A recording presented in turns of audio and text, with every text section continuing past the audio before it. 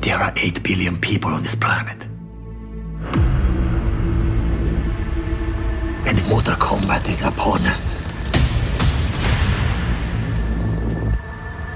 If we lose one more time, the Earth is gone. Johnny Cage. This is a war to the fate of your world. I hope your ancestors are watching. Welcome to the Weekend Warriors' latest video review. It's for New Line and Warner Brothers' action sequel, Mortal Kombat 2, which comes out on May 8th. I notoriously didn't like the movie that came out in 2021. I was not alone there. Not all critics liked it. The fans liked it. I went to the sequel pretty open-minded, I think, considering that I'm not really a fan of the video games, and I didn't like the first movie. And my screening started late. And I'm recording this after 9 o'clock on Tuesday night because the review embargo is on Wednesday, and I need to record this and edit this and get it done before I go to sleep tonight because I have a screening in the morning. I don't know if that's too much information, but it is what it is. So Mortal Kombat 2 is generally set in the same environment as the first movie, where it's about a big tournament between worlds where they get the best champions to fight each other, and they're supposed to kill each other. Doesn't always happen, but they're supposed to kill each other, and then whichever world wins, it dominates the second world. And of course, our heroes are fighting for Earthrealm, which is Earth. And then there's the bad guys, and we meet some of them in the opening prologue, which follows a young girl named Kitana, who watches her father be killed by Shao Kahn, who is like the big baddie in the movie, wears a complete like metal samurai suit with a mask. We never see his face. He's played by Martin Ford. She watches her father be brutally killed, as well as her mother. So we know basically, this girl is probably going to eventually get revenge.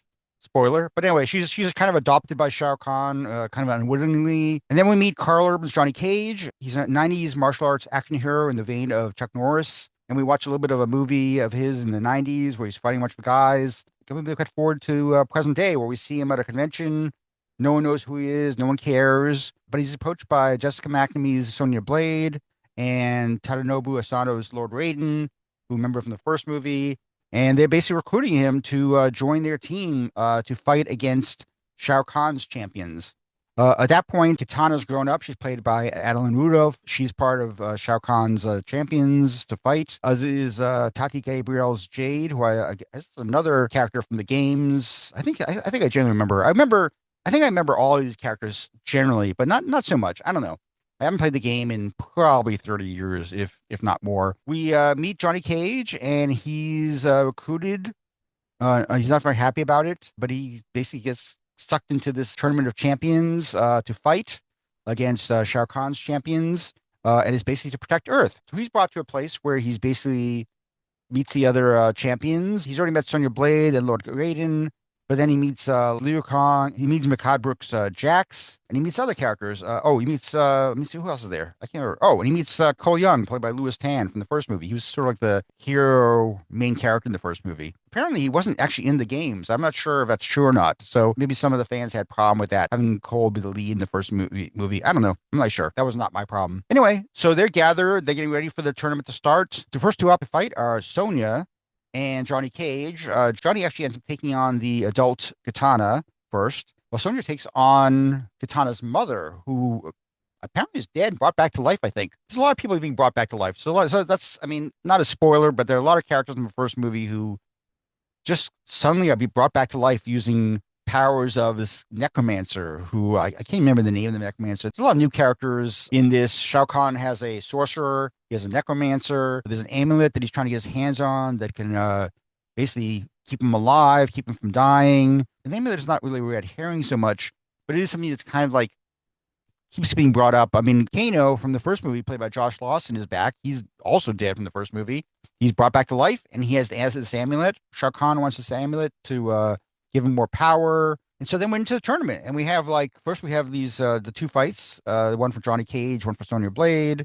The next one involves 3 fights. Even before we get there, we start having other people being brought back to life. It's kind of like a theme to the movie where basically Kung Lao is brought back, played by Max Huang. But other characters come back also. I'm not going to spoil so much. I mean, some of them are in the trailer. I don't know. I'll keep it a little vague. But there are characters come back. Old feuds are renewed during this tournament. But it's really more about Shao Kahn. It's really about Kitana's story arc. It's really about Johnny Cage's story arc. It's really about Johnny Cage and Kitana. And I like Katana as a character a lot. I think I do remember her from the games, and I think it's actually a little better the fact that it is dealing with her character versus Cole for the first movie. And I like Carl Urban's Johnny Cage also. He's kind of funny. I mean, Josh Lawson's Kano doesn't appear as much in this one, but he's very funny whenever he appears. And when he's with Carl Urban, the two Aussies, there's just I don't know if Josh Lawson's actually an Aussie or he's just playing one, but they're very funny together.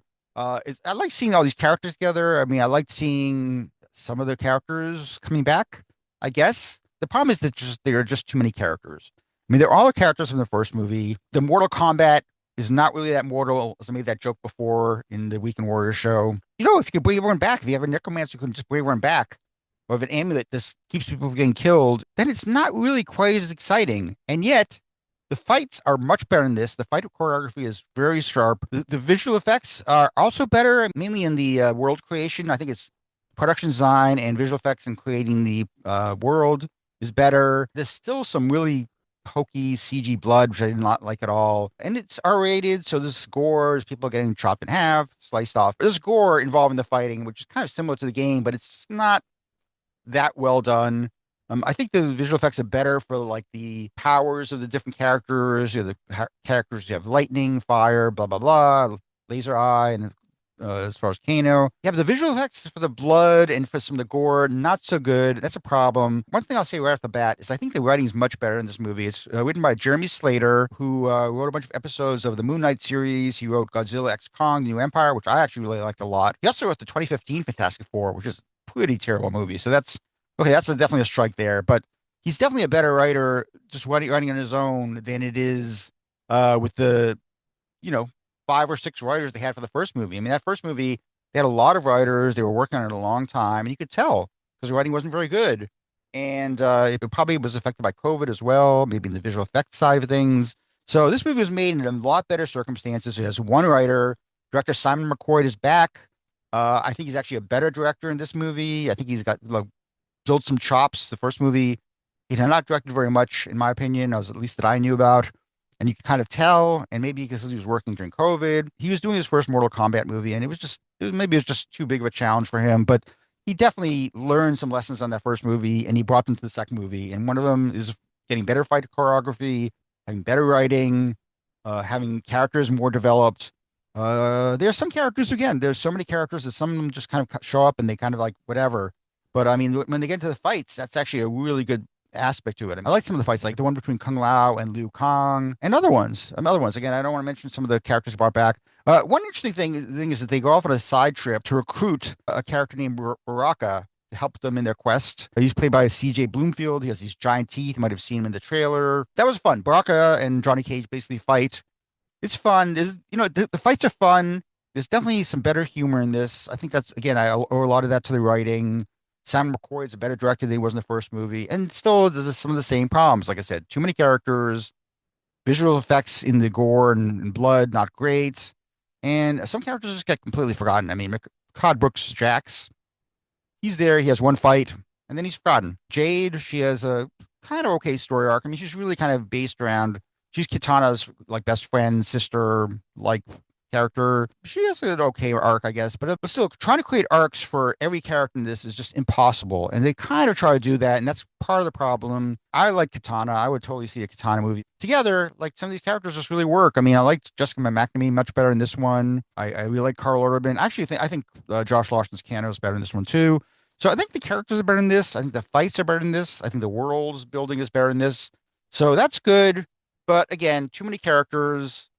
When they're not fighting, it gets a little dull.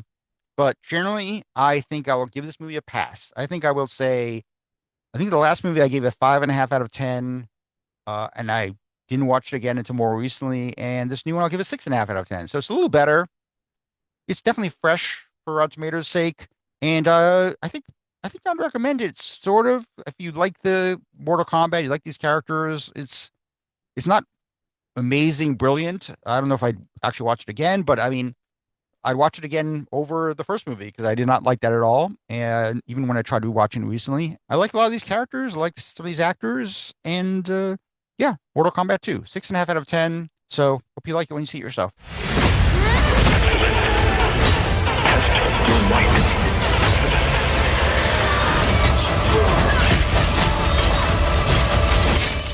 Sub-Zero. I am reborn.